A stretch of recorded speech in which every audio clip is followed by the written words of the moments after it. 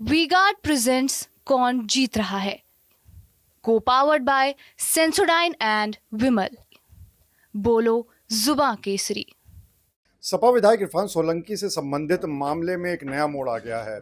इसके जो आरोपी थे इरफान सोलंकी के भाई रिजवान सोलंकी, साथ में शौकत अली, इन दोनों को कोर्ट से बहुत बड़ी राहत मिली है। ना सिर्फ इनके खिलाफ बड़ी धाराओं में मामले डिस्चार्ज हो गए हैं, बल्कि हाई कोर्ट से जमानत भी मिल गई है। क्या है पूरा मामला, कहाँ पे कमियां रह गई, इस पे बात करने के लिए हमारे साथ मौजूद है अधिवक्ता रविंद्र वर्मा जी। उनसे बात कर लेते हैं।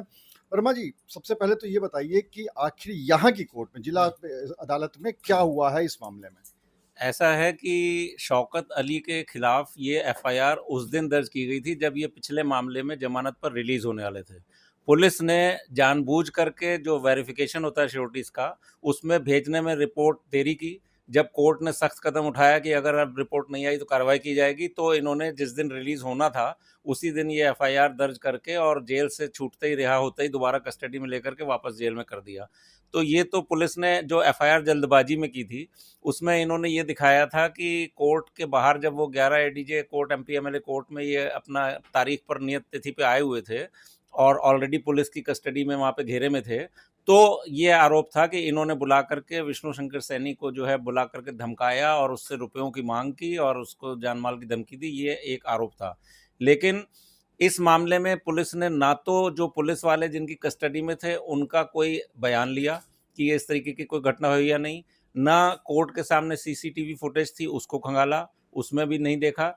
और सबसे बड़ी कमी ये थी कि इन्होंने जो टाइम ऑफ अकरेंस बताया था दोपहर के 12:30-1 बजे का, उस समय पर वो लॉकअप से प्रोड्यूस ही नहीं किए गए थे। लॉकअप से वो 3:30 बजे प्रोड्यूस किए गए थे सिग्नेचर बनाने के लिए। तो अगर इन्होंने लॉकअप रजिस्टर भी देखा होता तो ये पता चल जाता कि ये घटना झूठी है। तो ये पूरी की पूरी घटना सिर्फ जेल में रखने के लिए बनाई गई थी। इन्हीं आधारों पर जब कोर्ट के सामने बहस की गई, सब बातें रखी गई कि ये तो ऑलरेडी कस्टडी में थे और उसके अलावा सीसीटीवी फुटेज वगैरह का एविडेंस कलेक्ट नहीं की गई, किसी के बयान नहीं लिए गए और ऐसे ही बस जेल में रखने के लिए बना दिया गया। और उससे भी और बड़ी बात ये थी कि 8-9 एक्यूज इसमें बनाए गए थे, उसमें से 5 को तो पुलिस ने ही चार्जशीट से बाहर कर दिया था।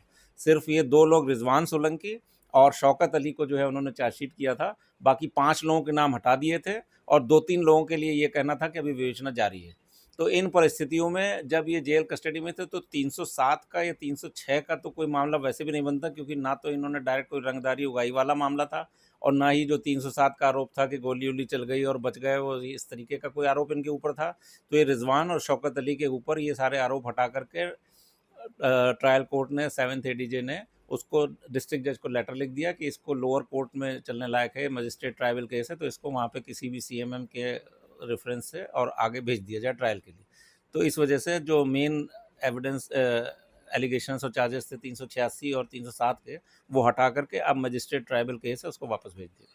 अगर हम इसकी बात करें कि जो बड़ी धाराएँ हैं, इसको आम भाषा में समझे, तो उसको कोर्ट ने हटा दिया है, उससे हाँ, डिस्चार्ज कर दिया है। हाँ, तो अब जो धाराएँ बची हैं, उसमें हाँ। क्या लगता है कि रिजवान सोलंकी या शौकत अली या जो अन्य आरोपी हैं, उनके खिलाफ क्या मुश्किलें होंगी? इसमें सज़ाएँ कितनी हैं? क्या लंबी सज़ाएँ हैं या कम सज़ा है, इनको राहत मिल सकती है? नहीं, बहुत ज़्यादा सज़ा भी नहीं है और ये तो अब ट्रायल होने के बाद जो गवाही आती है और जिरह होती है, सब पूरा जो ट्रायल कंक्लूड होगा वो किस तरफ होता है, ये तो पहले से कहना मुश्किल है।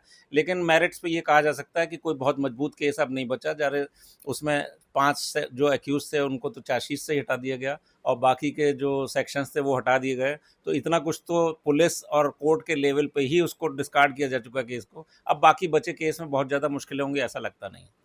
एक और राहत की बात हुई है बचाव पक्ष की तरफ से, देखा जाए तो, कि हाई कोर्ट से भी इसी मामले में रिजवान सोलंकी को भी जमानत मिल गई और शौकत अली को भी मिल गई है। वो हाँ। उसमें क्या कहा है कोर्ट ने, हाई कोर्ट ने? शौकत अली की कल ही ज़मानत मंजूर होने की मेरे को सूचना मिली है। अभी ऑर्डर मेरे को पढ़ने को नहीं मिला है, इसलिए ऑर्डर के फैक्ट्स तो मैं नहीं बता पाऊँगा, 1 आध दिन में मेरे पास आ जाएगा। लेकिन सबसे अच्छी बात ये है कि जो पूरी धाराएँ थी, ये धाराएँ तो कल ही बाय चांस कोइंसिडेंटली कल ही कम हो गई, लेकिन ये पूरी धाराओं में उनको ज़मानत मिल गई। जो धाराएँ लगाई गई थी, उसको भी एक तरीके से ये कहा जा सकता है कि कोर्ट ने बहुत ज़्यादा वेटेज ना देते हुए ज़मानत मंजूर कर दी।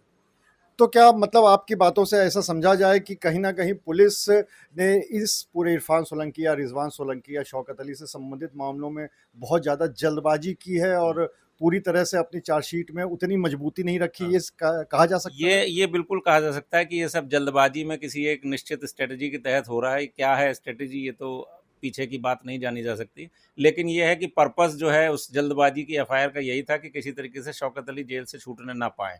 उसको जेल से छूटने से रोकने के लिए जो है ये एफआईआर की गई थी, और जो कि अब न्यायालय में काफ़ी कुछ हद तक धराशायी हो चुकी है। तो आप थे बचाव पक्ष के अधिवक्ता रवि वर्मा, जिनका ये कहना है कि साफ तौर पे कहीं न कहीं पुलिस ने जल्दबाजी की है और इसी वजह से ये एक बड़ी राहत है इरफान सोलंकी के भाई रिजवान सोलंकी और साथ ही साथ जो दूसरे मुख्य आरोपी थे शौकत अली, उन दोनों को राहत मिली है। इनके खिलाफ ना सिर्फ डिस्चार्ज हो गया है जिला कोर्ट से, बल्कि हाई कोर्ट से जमानत भी मिल गई है। अब देखने वाली बात ये होगी कि 27 तारीख को जब इरफान सोलंकी के आगजनी वाले मामले में फैसला आता है तो कोर्ट क्या फैसला सुनाती है और क्या राहत मिल पाती है आरोपियों को या फिर सजा मिलती है। अनुराग अग्रवाल, TV9 कानपुर। वीगार्ड प्रेजेंट्स कौन जीत रहा है, को पावर्ड बाय सेंसोडाइन एंड विमल। बोलो जुबां केसरी।